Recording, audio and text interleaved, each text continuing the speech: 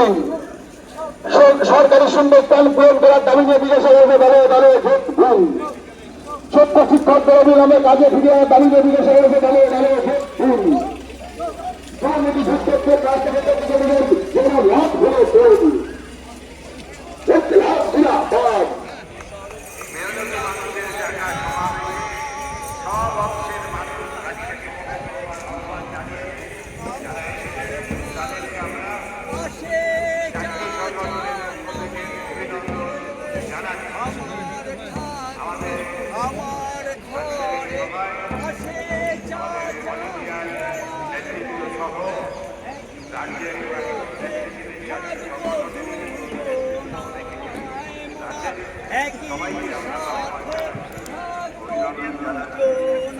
আমার ঘরে আসে চাচা চাচা আমি আসছি গো চাচা আমি আসছি।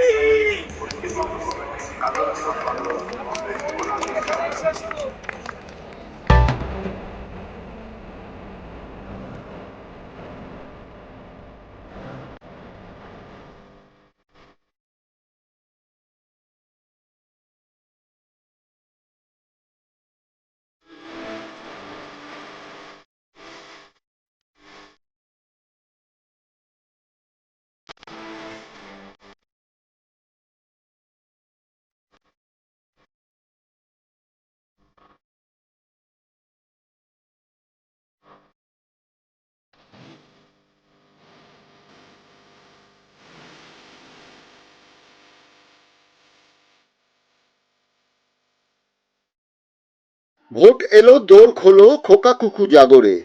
হ্যাঁ, সিপিএম আবার জেগে উঠছে। তৃণমূল সরকার গঠিত হবার পর কার্যত শীত ঘুমে চলে গিয়েছিল সিপিএম তথা এ রাজ্যের ক্রমশ রক্তশূন্য হয়ে আসা বাম দলগুলি ইদানিং বোধোদয় হয়েছে। শহুরে উচ্চবর্ণের প্রভাব মুক্ত হয়ে সংখ্যালঘু সম্প্রদায়ের মোহাম্মদ সেলিমকে রাজ্য সম্পাদক করা হয়েছে। সিপিএমে এতদিন মহিলা নেত্রীরা বিভিন্ন গণসংগঠনের নেতৃত্ব দিয়েছেন, সাংসদ হয়েছেন, কিন্তু 70-এর দশকের পর থেকে কমিউনিস্ট বিভাজন যত বেড়েছে মহিলা নেত্রীরা পিছনের সারিতে চলে গেছেন। দল তৈরির 60 বছর পর বাঁকুড়া জেলা সম্পাদক হয়েছেন দেবলীনা হেমব্রম। এখন দলে নতুন প্রজন্মের মহিলা নেত্রী এসেছেন, মীনাক্ষী মুখোপাধ্যায়, ইপ্সিতা ধর প্রমুখ।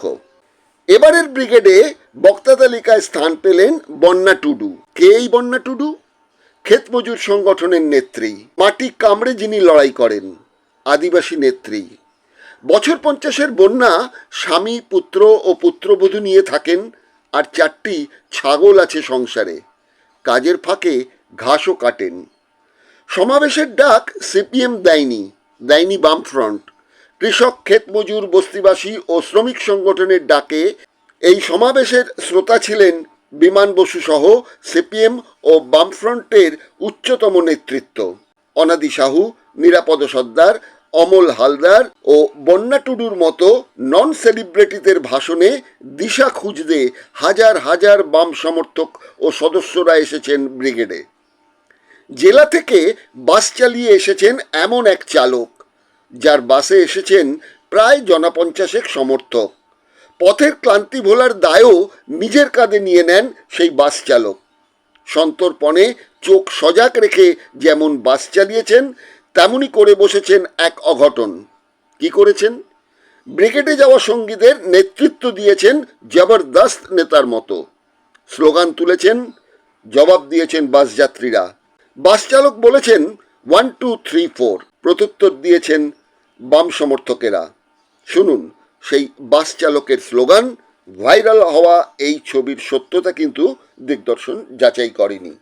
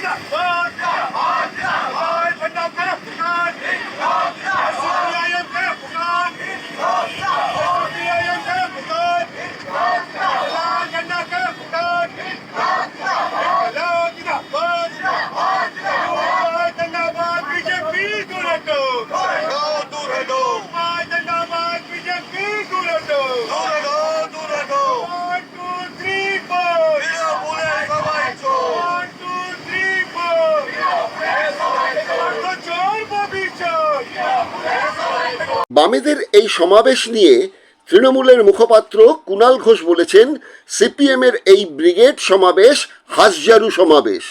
ঠিকই তো, হাঁসের মতো দল বেঁধে বাম সমর্থকরা ব্রিগেড ভরাচ্ছেন, তারপর বাড়ি গিয়ে বিজেপিকে ভোট দিচ্ছেন। সেটাই তো সজারুর কাঁটা হিসেবে বিঁধছে সিপিএম এবং তৃণমূল দলে। কি বলেছেন কুণাল ঘোষ? সিপিএম এদিক ওদিক থেকে আনে, ধরে নিতে হবে বিজেপির ভোটাররাও তো যাচ্ছে। এই ব্রিগেডের স্লোগান কি? সিপিএম এর নামে ডাকে ব্রিগেড চলো, আর বিজেপিকে ভোট দিতে ব্রিগেড থেকে ফেরো। এইটা তো ওদের স্লোগান। এটা তো অতীতেও দেখা গেছে যে ভোটের আগে একটা ব্রিগেড করেছে, কিছু লোককে এদিক ওদিক থেকে এনে ব্রিগেডে গেছে, কিন্তু চলে ভোটটা কোথায় গেল? যে লোকটা ব্রিগেড এলাকায় যাচ্ছে লাল পতাকা নিয়ে, তার বুথে আপনি বলুন তো, সিপিএম এর প্রথম সারির নেতারা তাদের সিটগুলো শুধু হারেনি, সিনিয়র নেতা থেকে জুনিয়র, যাদের এইসব আগুন পাখি, তিমি মাছ, নানা রকম সব নাম টাম দেওয়া হয়, তো এই তাদের পাড়ার বুথটাতেও হারে। তাহলে এদের কোথায়? পাড়ার বুথটাতে হারে, এরা নিজেরা হারে, জামানত জব্দ হয়, পাড়ার বুথে হারে। ফলে সিপিএম এর ব্রিগেড বলে যেটা, সেটা দেখতে যেটা, সেটা রাজনৈতিক রসায়নে সেটা নয়। ওই লোকগুলোই এখানে বিজেপির কিছু সমর্থক বা বিজেপির কিছু ভোটার বামেদের মঞ্চ দেখে ওখানে যাতায়াতের ভাড়া পেয়েছে, খাবার দাবার পেয়েছে, ওখানে পিকনিক করতে গেছে। কুণালের অভিযোগ অস্বীকার করার জায়গা নেই। বাম সমর্থকদের সেই 50, 60 ও 70 দশকের মতো লড়াকু মেজাজ আর নেই।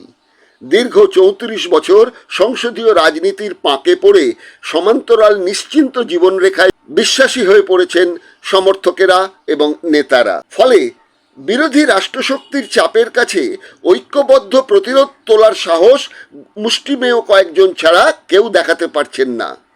কিন্তু এবারের ব্রিগেড প্রমাণ করল, যাদের সত্যি শৃঙ্খল ছাড়া হারাবার কিছু নেই, তারা যদি নেতৃত্বের মূলধারায় উঠে আসেন, সেখানে বৈশাখের প্রখর তেজ উপেক্ষা করেও পায়ে পায়ে আসা যায় মিছিল সমাবেশে। তারপর সে প্রসঙ্গে পরে আসছি। প্রথমে চলুন দেখি কুণালের কথা মতো এই হাঁসঝাড়ু সমাবেশের পরিবেশ, আবেগ ও বিস্তৃতি কেমন ছিল। সত্যিই কি এটি হাঁসঝাড়ু সমাবেশ?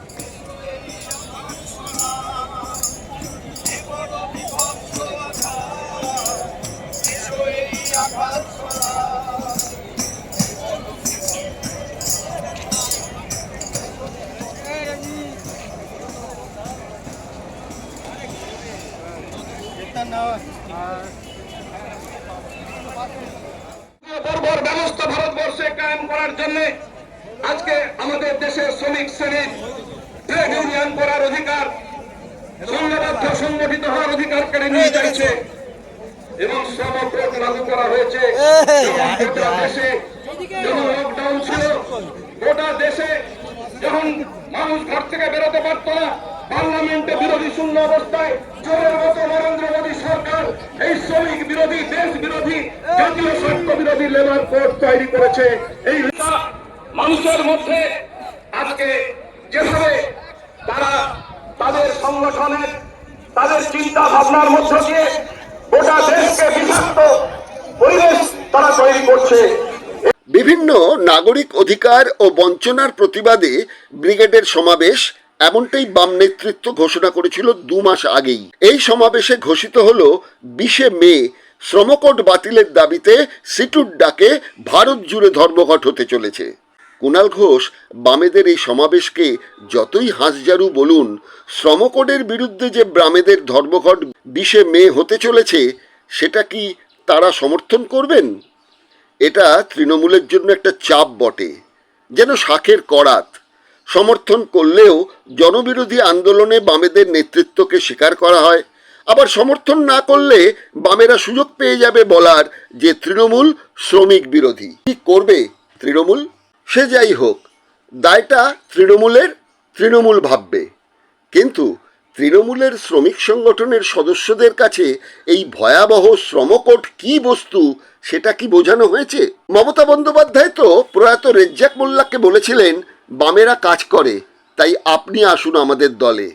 একইভাবে মার্ক্সবাদী আদর্শে লালিত পালিত তরুণ নেতা ঋতব্রত বন্দ্যোপাধ্যায়, যিনি চারিত্রিক স্খলনে সিপিএম থেকে বহিষ্কৃত হন, সেই শাণ্ডিল্য গোত্রীয় ব্রাহ্মণ সন্তানকে দলে নিয়ে শ্রমিক সংগঠনের ভার তুলে দেন মমতা বন্দ্যোপাধ্যায় এই ঋতব্রত বন্দ্যোপাধ্যায়ের হাতে। কিন্তু শ্রীমান ঋতব্রত বন্দ্যোপাধ্যায় বা তৃণমূলের শ্রমিক নেতারা কি কোনো শ্রমিক কোড নিয়ে কোনো সূত্র লিখেছেন তাদের শ্রমিক সংগঠনের শ্রমিকদের হাতে তুলে দেওয়ার জন্য? বোধহয় না। ভরসা সিপিএমের শ্রমকোড সম্পর্কে একটি চটি বই, এমনটাই তো স্বীকার করলেন কুণাল ঘোষ। আমি কুণাল ঘোষ। শুভ নববর্ষ, নতুন বছর 1432 খুব ভালো কাটুক। এই মুহূর্তে রয়েছি সংবাদ প্রতিদিন দফতরে, এবং সংবাদ প্রতিদিনে আমাদের দৈনন্দিন যে সম্পাদক মণ্ডলীর বৈঠক কার্যত সেটাই চলছে, এবং তার সঙ্গে আজ নববর্ষের আড্ডাও চলছে। সেই সময় একজন অতিথি এসছেন যিনি আমাদের বিশেষ পরিচিত, তো তার সঙ্গে একটু পরিচয় করিয়ে দেওয়ার জন্য এই সব শুটিং টুটিংয়ের আয়োজন। ওনার নাম হচ্ছে সুভাষ চন্দ্র লাহিড়ী। তো সুভাষ দা আমাদের দীর্ঘদিনের পরিচিত। কেন পরিচিত? যে সুভাষ দা কিন্তু একদম মনে প্রাণে বামপন্থী মানুষ, আর একটু বেশি করে বললে একটু সিপিএম ঘেঁষা মানুষ, এবং উনি কিন্তু বই বিক্রেতা। এই মার্ক্সীয় সাহিত্য, সিপিএম বা তাদের ভাবাদর্শে যে ধরনের বইগুলি প্রকাশিত হয়, উনি ওটা অদ্ভুতভাবে বিক্রি করেন। মানে আমি যখন যে হাউসেই চাকরি করেছি বা আমার গতিবিধি, তো সেখানে গিয়ে দেখি বিকেলবেলা বা সন্ধ্যাবেলা সুভাষদা এসে কিন্তু প্রথমেই নতুন বই এক ঝাঁক এনে প্রথমেই সুভাষদাকে টেবিলে রেখে দেন, এবং সেটা কিন্তু এই আমার সহকর্মী যারা রয়েছেন প্রত্যেকের কাছেই যান। এবার আপনি বইগুলো নেড়ে ছেড়ে দেখে নিলেন, আমরা অনেকেই বই কিনি। তো এই বই বিক্রেতা সুভাষদা, ইনি কিন্তু একদম আদি অকৃত্রিম, কোনো বইয়ের দোকান করেন না, তিনি আলাদাভাবে বই প্রকাশনায় নেই। যেগুলো সিপিএম পার্টির থেকে বা এনবিএ বা মনীষা সেগুলো যেমন বিক্রি করেন, পাশাপাশি অন্য পেশাদার প্রকাশনা সংস্থা কিন্তু ওনাদের আইডিওলজির যে বই প্রকাশ হচ্ছে সেইগুলো উনি বিক্রি করেন। এবং ধরুন, আমি নিশ্চয়ই বামপন্থী বা সিপিএম ভাবাদর্শে বিশ্বাস করি না, বা তার সঙ্গে আমার রাজনৈতিক মত পার্থক্য, কিন্তু আমি ওনার কাছ থেকে বই কিনি বা কিনতে হয় এই কারণ সেই পার্টিটাকে যদি না জানি, না চিনি, তাদের সাহিত্য বা তাদের রাজনৈতিক দলিলগুলো না পড়ি, তাহলে সামগ্রিকতায় রাজনীতিটাকে বোঝা যাবে না। দুই, তাদের সমালোচনা করার উপাদানগুলো কিন্তু তাদের দলিলগুলোর মধ্যেই থাকে। কিন্তু আমরা এই যে মানুষের একদম কাছে চলে যাচ্ছি, একদম আমিও বলছি যে আমি বিভিন্ন সময় বিভিন্ন একদম ইন্টেরিয়ারে চলে যাই, বিভিন্ন কনফারেন্সগুলো হয় সেখানে আমি চলে গিয়ে এই বইগুলো প্রচার করি। সেখানে আমার খুব দামি বই বিক্রি হয় না, খুব ছোটো বই বিক্রি হয়, কিন্তু মানুষের মধ্যে কেনার একটা আগ্রহ আছে। হ্যাঁ, তার কারণ এখানে যা দেখছি, হীরেন্দ্রনাথ মুখোপাধ্যায়ের তরি হতে তীর বিখ্যাত বই, সেটির প্রকাশক কিন্তু অন্য মনীষা। তো সেটি যেমন বিক্রি করছেন বড় বই, আবার তার সঙ্গে শ্রম কোড সেটাও বিক্রি করছেন। এটাও একটা কয়েকটা পাতায় বোধহয় স্টেপল করা, 15 টাকা দাম। এবার এই শ্রম কোডটা কিন্তু জরুরি, উনি সিপিএম করলেও জরুরি, আমি তৃণমূল করলেও জরুরি, আরেকটা রাজনীতি করলে জরুরি, শ্রম কোডটা জরুরি। প্রথম দিন এসছেন, কেউ প্রশ্ন করতে পারেন আপনি তৃণমূলের নেতা, আপনি কি হঠাৎ মার্ক্সবাদী সাহিত্য আলুম? না, এটার সঙ্গে তার কোনো সম্পর্ক নেই। আমার এই মানুষটাকে ভালো লাগে, এই ডেডিকেশনটা ভালো লাগে। এরকম ডেডিকেটেড কর্মী তৃণমূলেও দরকার, যে কোনো রাজনৈতিক দলে দরকার। যে সেই দলটা ক্ষমতায় থাকুক অথবা ক্ষমতা থেকে চলে যাক, এই লোকটা দাড়ি কামায়নি, উস্কো খুস্কো চুল নিয়ে সে তার এখানে বিজেপির বিরুদ্ধে বা পার্টির ইতিহাস সেগুলোকে নিয়ে সে স্টলে ঘুরে বেড়াচ্ছে। আর আমাদের এমন অনেক নেতা সব আছে যারা বড় বড় এমপি এমএলএ হয়ে বসে আছে, তারা ক্রাইসিসের সময় ইস্যুতে একটা টুইট করার প্রয়োজন বলে মনে করে না। আর এই লোকগুলোকে দেখে শেখা উচিত যে দুর্দিনে আপনি পার্টির মেম্বার, সমর্থক, আচ্ছা বুঝুন। আর আমাদের চাহিদা হচ্ছে, আমাকে কেন পদ দেওয়া হবে না, আমাকে কেন অমুক কমিটিতে নেওয়া হবে না, আমাকে কেন কাউন্সিলর করা হবে না, আমাকে কেন অমুক করা হবে না। এই লোকগুলোর ডেডিকেশনের জন্য সব দিক থেকে মুছে গেলেও এই সিপিএম বা বামপন্থীরা যে টিকে থাকে, তার জন্য তার ধারক বাহক হচ্ছে এই সুভাষদার মতো লোকগুলো। পার্টি মেম্বার হলেন না কেন? কিছু সমস্যা ছিল, আমি জিজ্ঞাসা করব না। পার্টির অভ্যন্তরীণ সমস্যা হতে পারে, ভেতরের সমস্যা হতে পারে, আমার জানার দরকার নেই।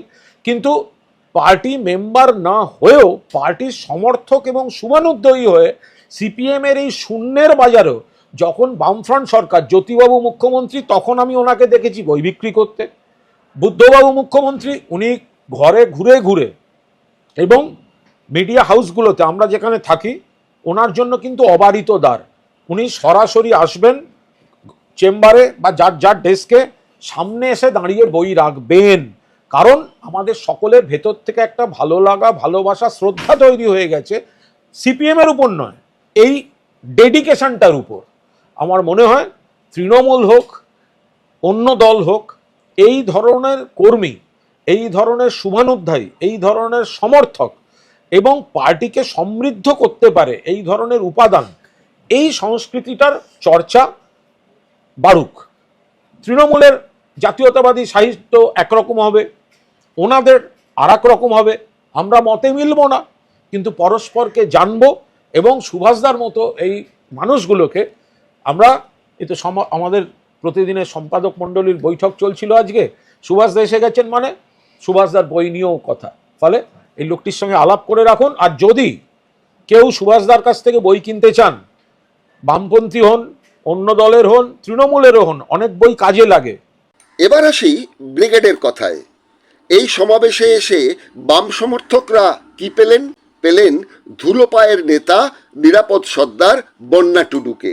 কিন্তু বার্তা তো একটাই পেলেন, 20শে মে ভারত জুড়ে কেন্দ্রের শ্রমবিরোধী আইনের বিরুদ্ধে ধর্মঘটের ঘোষণা। অন্যদিকে প্রাধান্য পেল 26-এর নির্বাচন। ভোট দেওয়া নাগরিক অধিকার, তাই 26-এর নির্বাচনে মোহাম্মদ সেলিম ফুটবল খেলতে বললেন একটু নেমে, আর বন্যা টুডু বললেন ক্রিকেট খেলতে। তিনি বললেন 26-এ উইকেট নেব। অর্থাৎ নির্বাচনকে খেলা হিসেবে দেখার যে নিদান মমতা বন্দ্যোপাধ্যায় দেন, সেই খেলা হবে স্লোগানেই কি সিপিএম সায় দিল? কি বললেন মোহাম্মদ সেলিম আর বন্যা টুডু? বন্যা টুডুর কাছে শুনেছেন আপনারা, লড়াইয়ের ময়দান থেকে উঠে এসছে। আমাদের নেতা নেত্রী টালিগঞ্জের আর বলিউডের স্টুডিও থেকে উঠে আসে না। জমির লড়াই, যাদের পাট্টা ছিল পাট্টা কেড়ে নিয়েছে, তাদের লড়াই করে নাকে হ্যাঁ করে নাক খত দিয়ে এই প্রশাসনের জমির লড়াইতে নিজের ভূমিতে কৃষকরা তার নিজের অধিকার প্রতিষ্ঠা করেছে, তার প্রতিনিধিত্ব করতে এসছে। সে কি বলেছে ক্রিকেটের ভাষায়? আমি খুব বেশি ক্রিকেটের ভাবনা করি না, বলেছে উইকেট ফেলে দেবো 26-এ। আর আপনার শুধু বললে হবে যারা পেছনে আছে, কি উইকেট ফেলবেন তো? তার জন্য আমি একটু ফুটবল বেশি ভালোবাসি। ফুটবলে হচ্ছে একটু নেমে খেলতে হয়, আমাদের সবাইকে একটু নেমে খেলতে হবে। কাটি কদ দুলর আর মারাং কদ জোহার, ছোটদের ভালোবাসা আর বড়দের প্রণাম। মেটা কথাই মেতাপে কানা যাহাই পে হে এখানা দেউচা পাচামি খয় বিভিন্ন জেলা খয় পে হে সেটারে খানা আপে ভাগে মিনা পিয়া তো কমরেড যারা এসেছেন তারা ভালো আছেন না? আমরা বলবো ভালো নেই। আপনারা হাত তুলে বলে দিলেন আমরা ভালো আছি। কি করে ভালো থাকবো? আমরা ভালো আছি।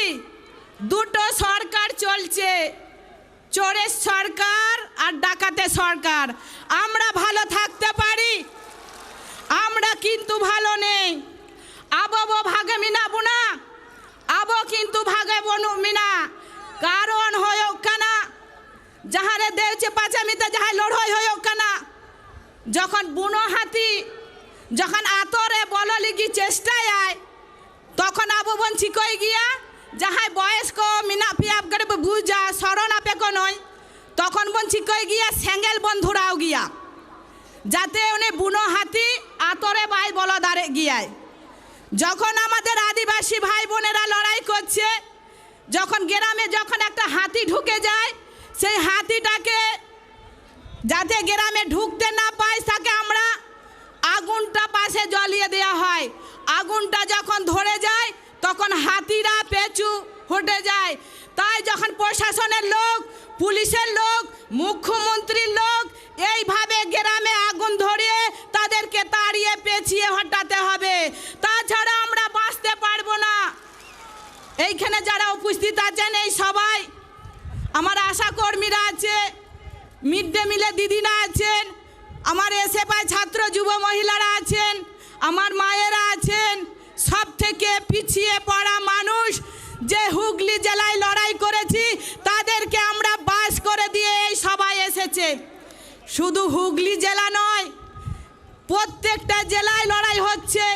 মেদিনীপুরে জমি করা হয়েছে, বাঁকুড়াতে জমি করা হয়েছে, পুরুলিয়াতে হয়েছে, আর হুগলি জেলাতে লড়াই করে আমরা দেখিয়েছি আমরা পারি, লড়াই করতে আমরা পারি। শেষ দেখে আমরা ছেড়ে দেব। আমাদের লড়াই খেটে খামারে যারা বস্তি মানুষ আছে, খেটে খাওয়া মানুষ আছে, যারা দিন আনে দিন খায়, তাদের লড়াই। আমাদের রোজ কত জানেন? এই ব্রিগেডে মঞ্চে বলতে চাই, শহরের মানুষ আমাদের কথা জানে না, আর গ্রামের মানুষ শহরের কি করছে আমরা জানে না। কিন্তু আপনাদের কাছে আমি বলতে চাই, আমার যে ভাইয়েরা আদিবাসীরা যারা কাজ করে মাঠে খেটে খায়, তাদের রোজ হচ্ছে 2 কিলো চাল আর 150 টাকা, 120 টাকা 2 কিলো চাল। তাই তো আমাদের বামপন্থী যখন সরকার ছিল তখন বলেছিল 100 দিনের কাজটা চালু করতে হবে, যারা ভূমিহীন মানুষ তারা খেটে খায়। ভূমিহীনদেরকে জমি দেওয়া হয়েছে, পাট্টা দেওয়া হয়েছে, বর্গা জমি দেওয়া হয়েছে 2011 সালে। সেই জমি লুটপাট করে নিতে শুরু করেছে, লুটপাট করে নিয়ে নিচ্ছে। আমরা দেখিয়ে দিয়েছি কিভাবে পুলিশকে তাড়িয়েছি, আমরা সেটা করে দেখিয়েছি। আমরা কিন্তু হারিনি। সবাই বলছে এত ব্রিগেডে লোক জড়ো হয় কিন্তু ভোট বাক্স জিরো হয়। ভোট বাক্সই হচ্ছে আলাদা, আর মানুষের কাজে রুটি রুজির লড়াই হচ্ছে আলাদা। মানুষ কিনছে, ওনারা বলছে খেলা হবে, খেলা হবে। খেলা তো আমরাও করব, খেলা আমরাও করব, শেষ দেখে ছাড়বো। আমরা বলেছি ব্যাটও নেব, বলও করব, আর 26-এ আমরাও দেখিয়ে দেবো। 26-এ নির্বাচনে আমরাও দেখিয়ে দেবো। উইকেট আমরা ফেলবো 26-এ, সেই 26-এ উইকেট আমরা ফেলবো। কারণ হচ্ছে আমরা যে ব্রিগেডে যারা এসেছেন, আমরা কাল থেকেই আমাদের অঞ্চলে যাব, গ্রামে যাব, বুথে বসবো। প্রত্যেকটা বুথে আমাদের কানের মধ্যে চোখের মধ্যে থাকবে কোন বুথটা এদিক ওদিক হচ্ছে। এই কটি কথা বলে সবাইকে ধন্যবাদ জানিয়ে আমার বক্তব্য শেষ করলাম। ইনকলাব জিন্দাবাদ। এই প্রথম আদিবাসী ভাষায় ভাষণ শুনল ব্রিগেড। ভূমিপুত্র নারীর সদর্প কণ্ঠে গম গম করে উঠল ময়দান। একদিকে আন্দোলনের কথা, অন্যদিকে 26-এর ভোটে ক্রিকেট খেলার কথা বললেন বন্যা টুডু। তিনি বললেন উইকেট নেবেন, কিন্তু কটা উইকেট নেবেন? 294টি উইকেটের মধ্যে 148টি তো উইকেট পেতেই হবে, তবেই তো বাম সরকার আসবে। মোহাম্মদ সেলিম একটু নেমে ফুটবল খেলতে বলেছেন, বন্যা টুডু ক্রিকেট খেলার কথা বলেছেন। মোদ্দা কথা, গণতন্ত্রের ভোট যে খেলা তৃণমূলের মতো সিপিএমও স্বীকার করে নিল। বেশ ভালো কথা।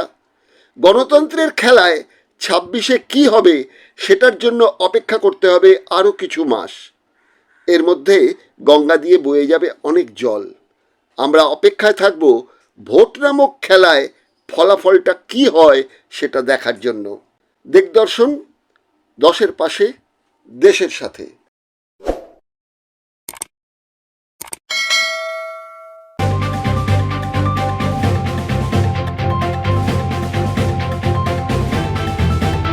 রংহীন সংবাদ আর অজানা তথ্যের জন্য দেখুন দিগদর্শন, 10-এর পাশে, দেশের সাথে।